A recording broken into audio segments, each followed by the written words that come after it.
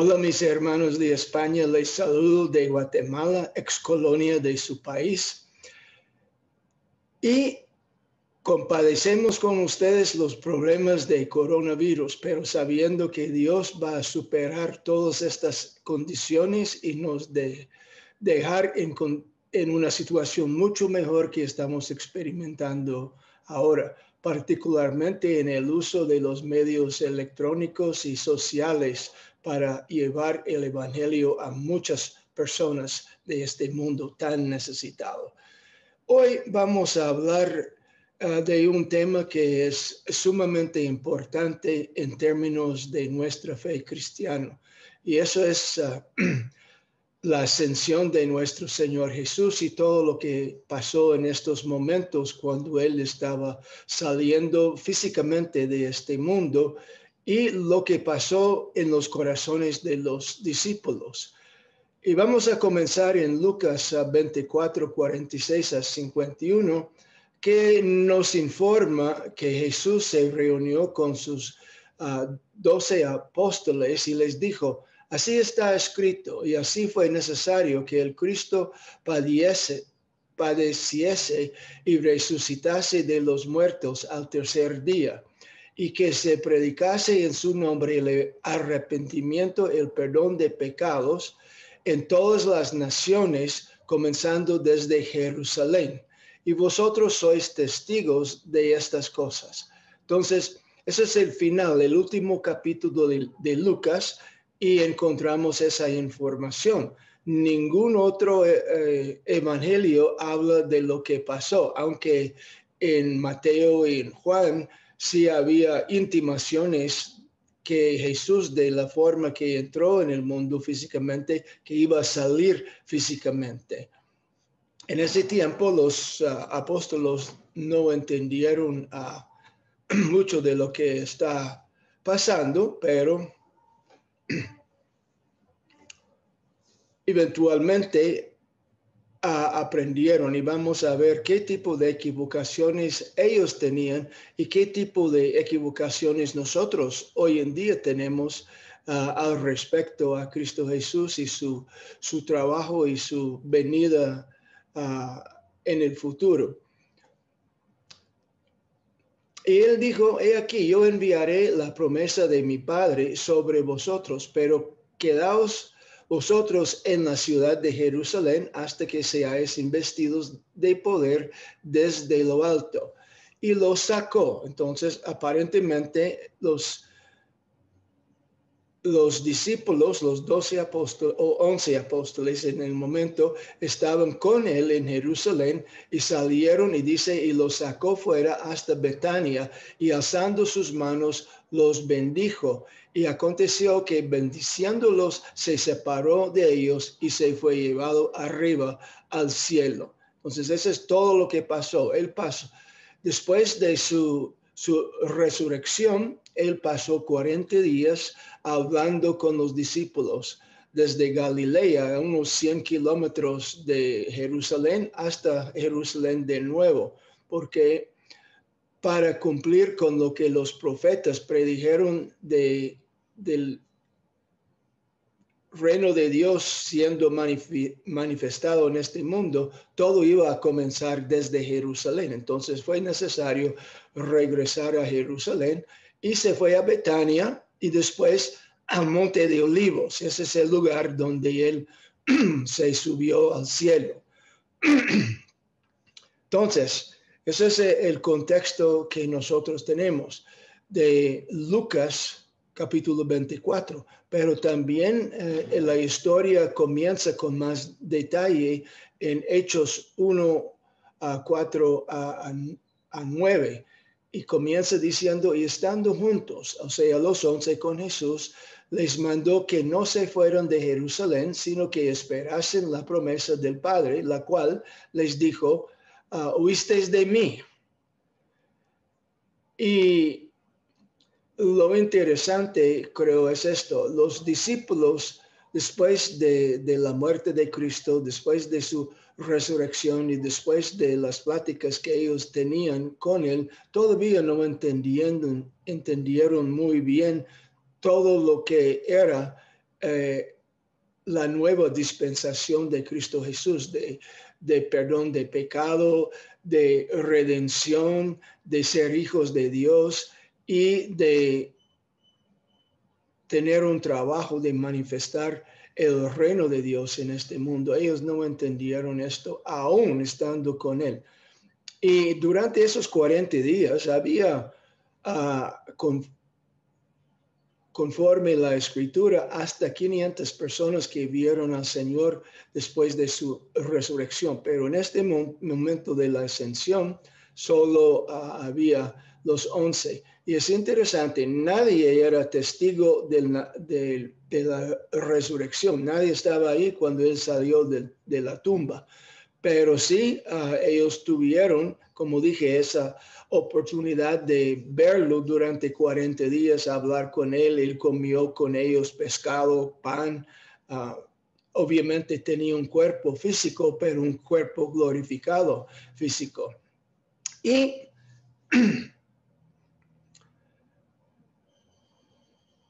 ahora, en su último momento, y es importante entender esto también, que cuando estamos saliendo de algo, como en nuestra familia, si mami y papi están saliendo, los hijos adolescentes o están quedándose en casa, dicen, bueno, no te acuerdas de sacar la basura el lunes y hay que alimentar el perro 2 veces por día y hay que cerrar todas las ventanas en la noche y cerrar las puertas con cerrojos y así toda información importante del último momento. Y eso es lo que Jesús dijo a estas personas, lo que era más importante para ellos en ese tiempo, Él les compartió en ese momento en el Monte de Olivos. Y vale la pena que nosotros escuchemos porque tenemos que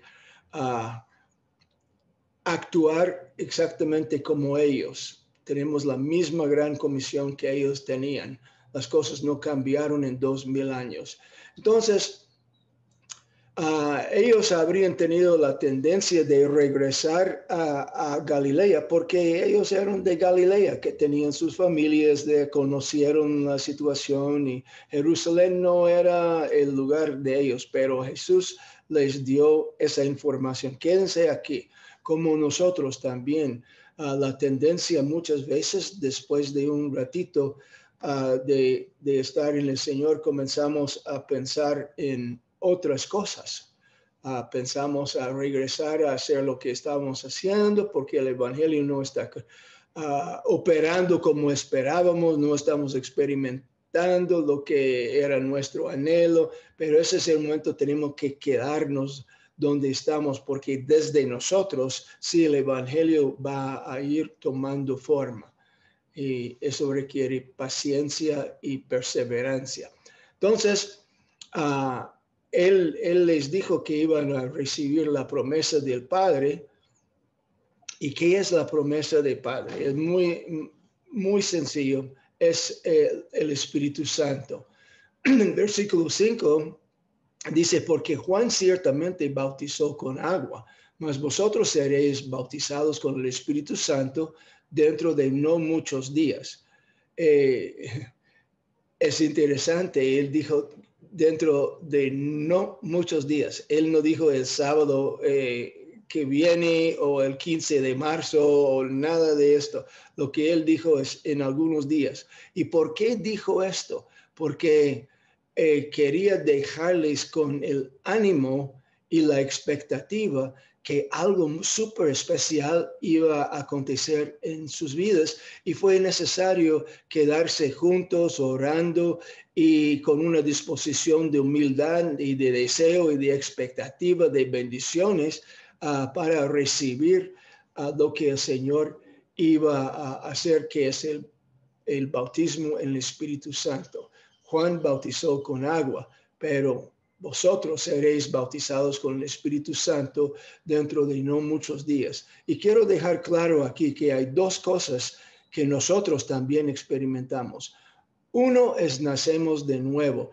Y después de su resurrección, el Señor sopló sobre los discípulos y dijo, recibid el Espíritu Santo. Ellos nacieron de nuevo, porque todos nosotros nacemos del Espíritu Santo. Entonces, el nuevo nacimiento es algo que todos los cristianos tenemos, porque de otra forma no habríamos sido nacidos del Espíritu Santo y ser nuevas criaturas. Pero recibir el Espíritu Santo en poder de lo alto y tener su potestad funcionando en nosotros, ya es otros 100 pesos, como decimos aquí.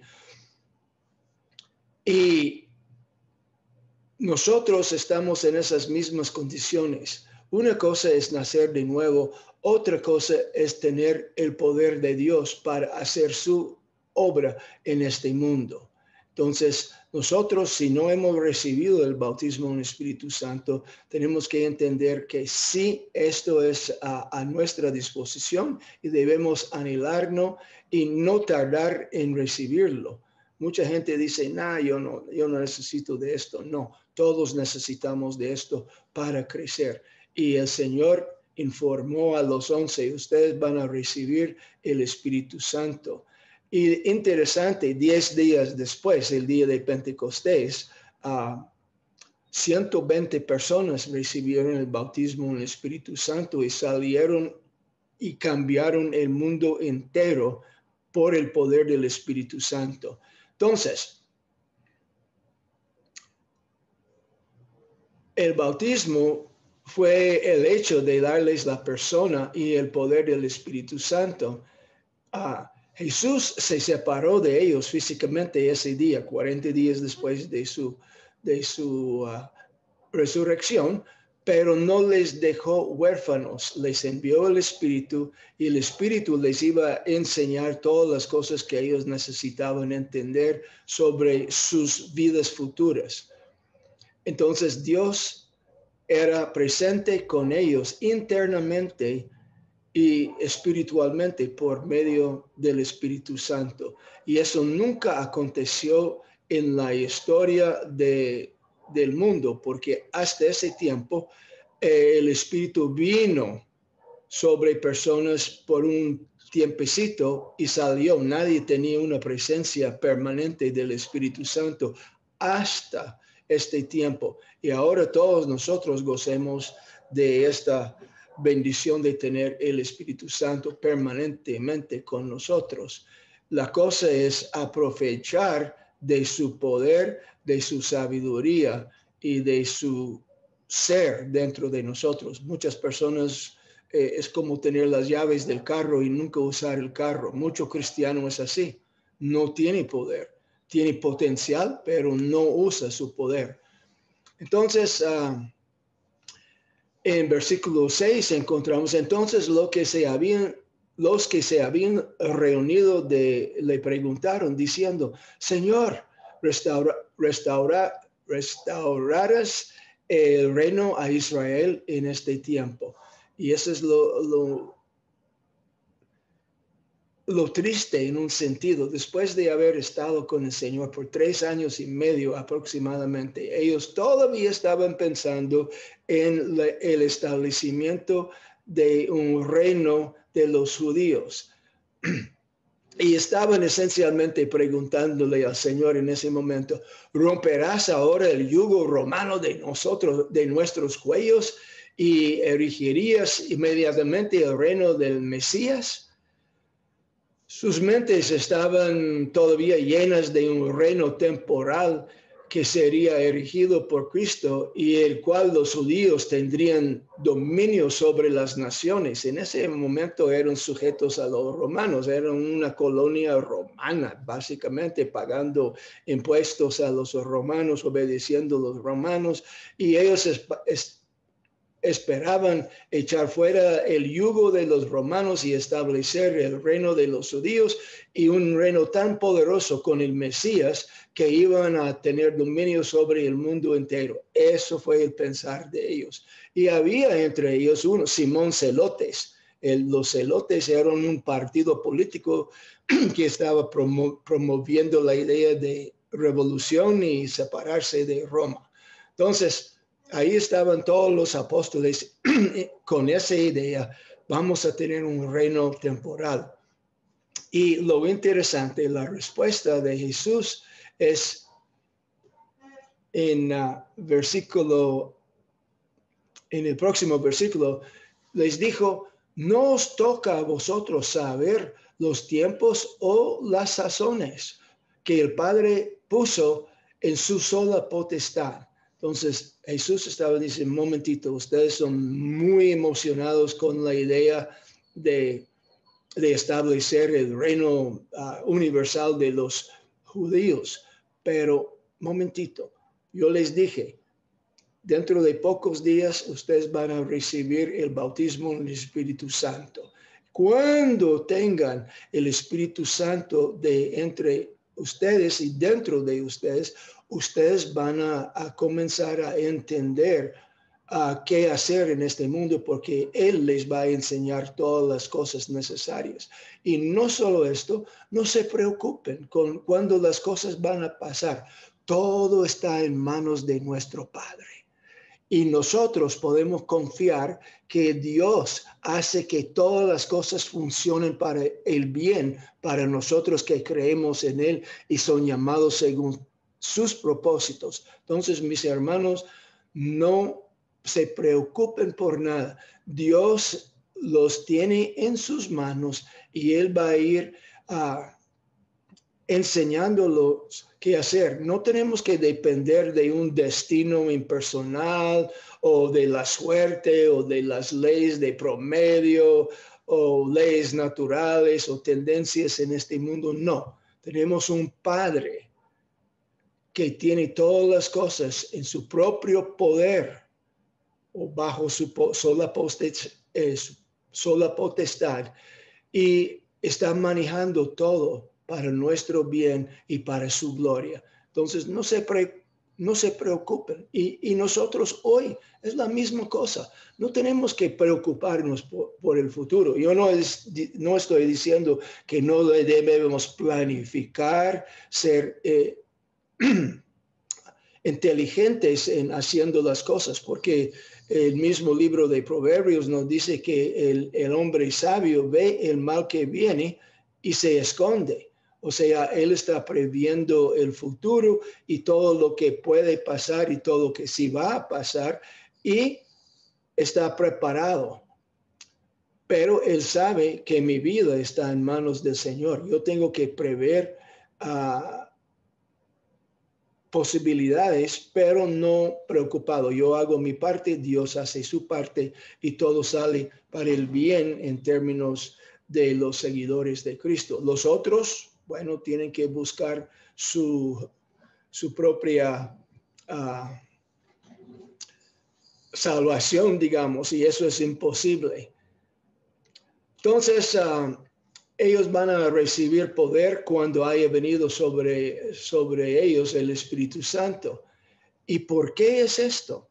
No era porque vamos a establecer un reino físico ahora.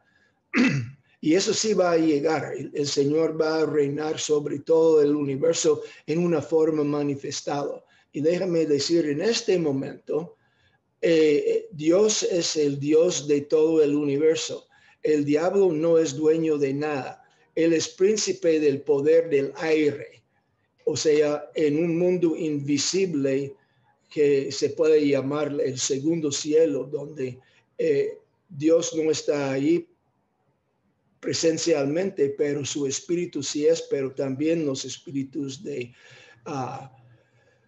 ángeles caídos, Satanás, demonios y otros seres espirituales que tal vez nosotros no conocemos quiénes son. Pero de cualquier manera, Satanás es el reino de ese mundo, tiene en su potestad ese mundo y también todas las almas que no están con Dios. Él tiene el poder de engañar a esas personas. A unos piensan que en falsas religiones y a otros piensan que no hay religión, pero lo importante es no son salvos por nuestro Señor. Y Satanás manda en esas personas. Pero eventualmente él va a ser derrotado.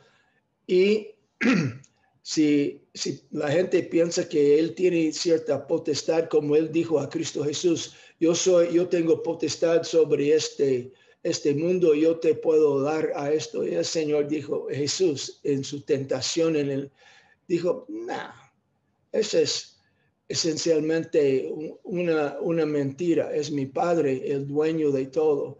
Todo es de nuestro Dios. Y lo que Satanás tiene es territorio que él ha tomado. Y el territorio está en las mentes de seres humanos. Y su actuación es lo que causa los problemas en la tierra, porque son obedeciendo a Satanás y no a Dios. Entonces Dios estaba diciendo a ellos, ustedes van a recibir el bautismo en el Espíritu Santo y ahí me seréis testigos en Jerusalén, en toda Judea, en Samaria y hasta lo último de la tierra. Su trabajo es ganar las almas de seres humanos y van a ser testigos. Y este es el trabajo que nosotros tenemos hoy en día, el trabajo de decir a la humanidad, yo acepté a Cristo Jesús en mi corazón, mi vida cambió por completo, soy una nueva criatura, tengo perdón de pecado, tengo una nueva vida, tiene una trayectoria cierta en esta vida porque Efesios 2, 8 a 10 me dice que yo fui criado en Cristo Jesús para buenas obras que Él preparó de antemano. Entonces ya mi proyección en la vida ya está ahí y usted puede tener la misma cosa y llegar a su pleno potencial en el Señor. Y nos dio la Biblia inspirado por el Espíritu Santo, porque la letra en sí es muerta, pero la letra impulsada y revelada por el Espíritu Santo es vida. Entonces nosotros tenemos esto y tenemos que ser testigos a otras personas. Esto sí funciona. Usted piensa que no sé qué ismo, comunismo, capitalismo, liberalismo, nazismo, fascismo, lo que sea, funciona, pero en la realidad es lo que funciona, es cristianismo. Y eso es el testigo del hecho que el Rey de Reyes realmente es Cristo Jesús y toda otra manifestación en este mundo va a ser derrocada. Entonces nosotros estamos en el lado correcto.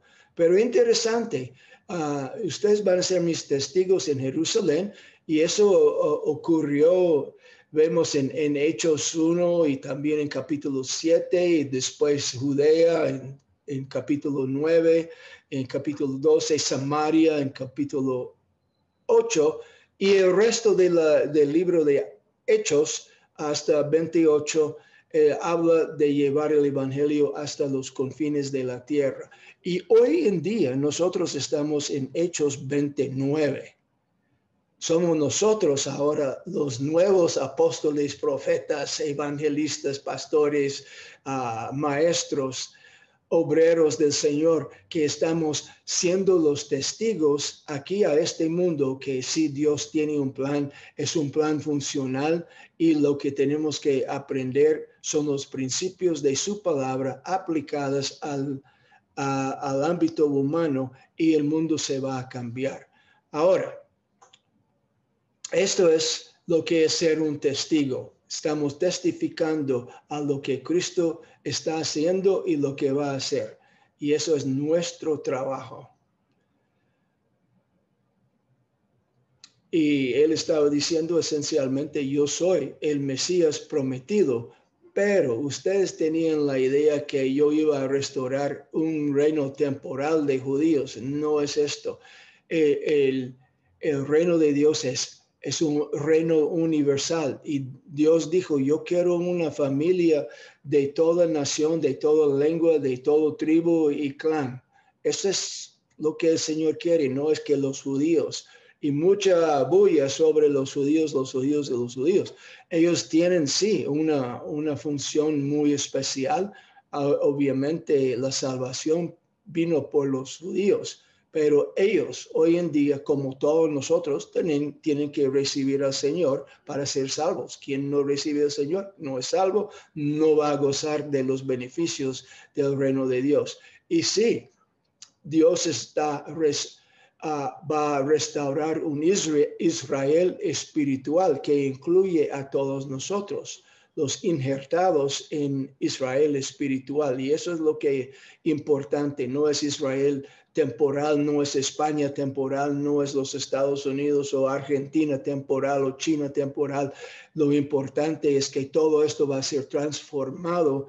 Los reinos de este mundo van a llegar a ser el reino de nuestro Señor Jesús. Y esa es la verdad. Hay que estar en el lado correcto. Pero como ellos estaban esperando beneficios temporales, hoy en día mucho cristiano está en la misma expectativa. Él piensa que el evangelio de prosperidad, yo soy hijo del rey, yo merezco y prosperidad así, dinero, eso nunca fue lo que el Señor tenía para nosotros y tenemos que eliminar esas ideas. Somos testigos y ese proceso nos va a llevar a diferentes situaciones, incluyendo sufrimientos. Y es poco popular hablar de estas cosas en los ámbitos espirituales cristianos hoy en día porque todo está en una buena y Dios es bueno y nos ama y somos sus hijos y vamos arriba y Él nos va a prosperar y no vamos a sufrir. Mi Biblia por lo menos dice, en esta vida vamos a tener tribulaciones. Hay cosas que pasan a todos, cristianos y no cristianos.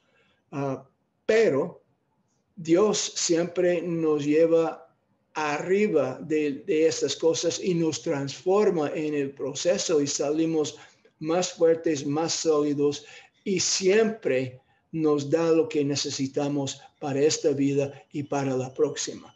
Entonces,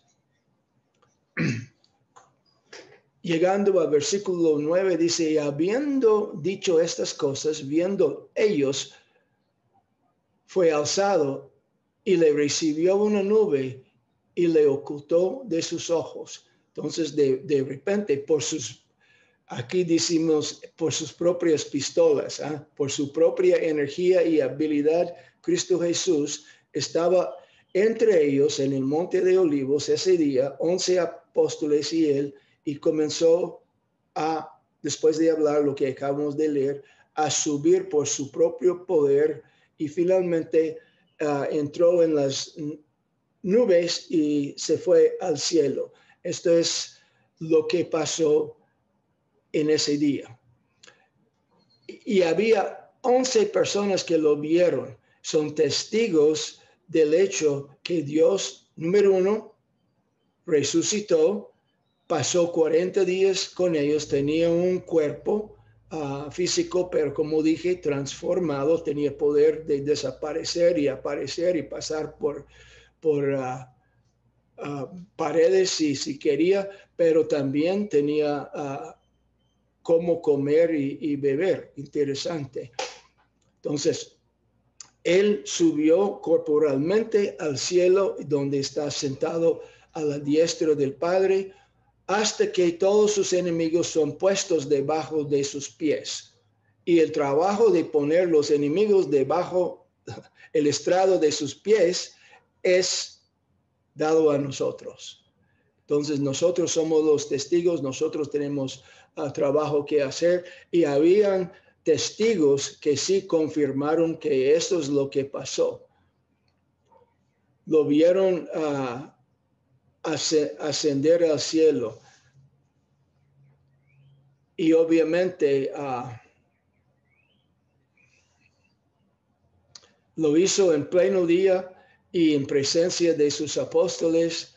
Y eso fue la confirmación inicial del hecho, yo voy al cielo y del cielo voy a enviar mi Espíritu Santo sobre ustedes. Y como les dije, unos pocos días después, en el día de Pentecostés, ya llegó el Espíritu Santo. Y desde ese día, cada persona que anhelaba manifestar el poder y la persona y la sabiduría y el entendimiento del Espíritu Santo, solo tiene que decir al Señor, Señor, yo quiero recibir esto, el bautismo en el Espíritu Santo y andar con su poder.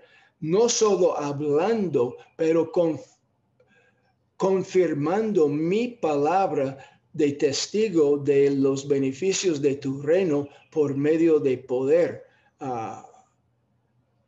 Hechos de sanidades o cambios de situaciones, sabias respuestas a qué hacer en este mundo, montones de cosas que nosotros ahora por el poder del Espíritu Santo podemos hacer y que somos llamados a hacer. No solo esto, Dios responde a nosotros. Yo les dio el poder de mi Espíritu Santo y ahora ustedes pueden hacer las obras que mi hijo hizo, y no solo esto, hasta más. ¡Wow! Eso es nuestro futuro, y todo eso comenzó el día que Cristo Jesús ascendió al cielo y estaba en una posición de mandar su Espíritu Santo a todos nosotros para que seamos testigos de Él hasta los confines del mundo, confirmando nuestras palabras y nuestro testimonio con hechos reales, milagrosos en este mundo. Así es. Y hermanos, esa es su herencia en el Señor y espero que aprovechen completamente de esto. Que Dios les bendiga ricamente con toda bendición de lo alto. Amén.